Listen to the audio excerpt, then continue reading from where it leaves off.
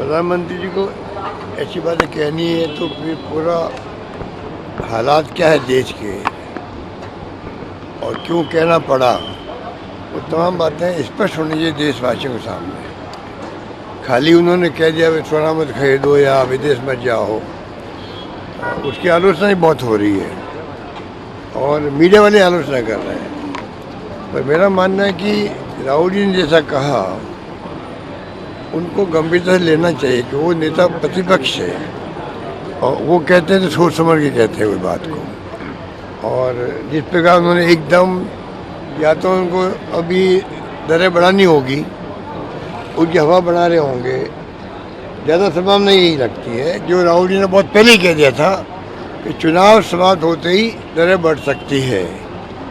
भूमिका के रूप में मैं देखता हूँ उसको, तो भूमिका बांधी है प्रधानमंत्री जी ने और उस रूप में मैं देखता हूँ। ये सारी जो बातें सरकार बोल रही है, प्रधानमंत्री बोल रहे हैं, इतना कैजुअली एक पब्लिक मीटिंग में बोल रहे हैं, मुझे लगता है कि पूरी जनता को, संसद को लेना चाहिए कॉन्फिडेंस के अंदर कि ऐसा क्या हुआ कि जो युद्ध चल रहा है खाड़ी में, सब जानते हैं उसको, लेकिन जो वैश्विक स्थिति है उसके बारे में एक्चुअली में हमारा क्या स्टैंड है, हम कहाँ खड़े हैं, उस पूरा एक खुलासा करना चाहिए।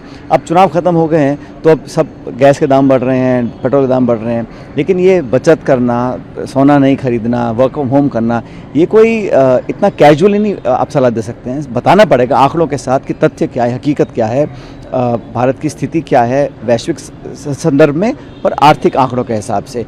और ये अगर सब करना था तो ऐसा क्या हुआ एकदम से, क्योंकि युद्ध तो चल रहा है 2-2.5 महीने से और जहाँ तक तेल के दाम है वो भी लगभग अब स्टेबलाइज हैं, लेकिन एकदम से ऐसा क्या हुआ, क्या हमें पूरी जानकारी है, क्या कुछ छुपाने की कोशिश की जा रही है? लेकिन एहतियात बरतने के लिए जो इतना सुझाव दिया गया और सीरीज़ बोली गई हैं उसमें कि वर्क फ्रॉम होम करना है, सोना नहीं खरीदना चाहिए और बहुत बचत करनी है, फलाना फलाना, तो ये एकदम से जो बोला है, आउटबर्स्ट हुआ है, एकदम चुनाव खत्म होने के तुरंत बाद क्यों बोला गया, बड़ा सवाल पड़ता है। और सच्चाई सबके सामने आनी चाहिए, संसद को कॉन्फ्रेंस में लेना चाहिए, ऑल पार्टीज को बुला के चर्चा करनी चाहिए, तो फिर मुझे लगेगा कि बड़ा सार्थक होगा उनका जो उन्होंने।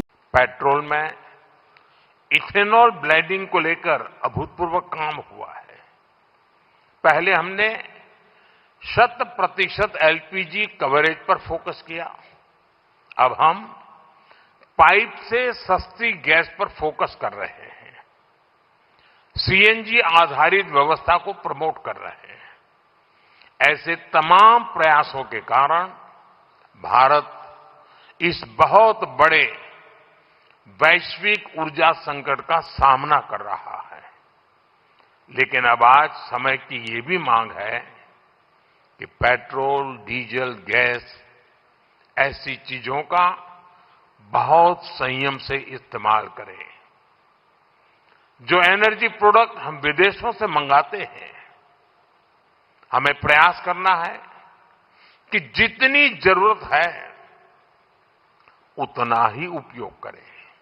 इससे विदेशी मुद्रा की भी बचत होगी और युद्ध के संकट से होने वाले दुष्प्रभाव को भी कम किया जा सकेगा। देश दुनिया की ताजा खबरें और वीडियोस के लिए अभी डाउनलोड करें पत्रिका ऐप।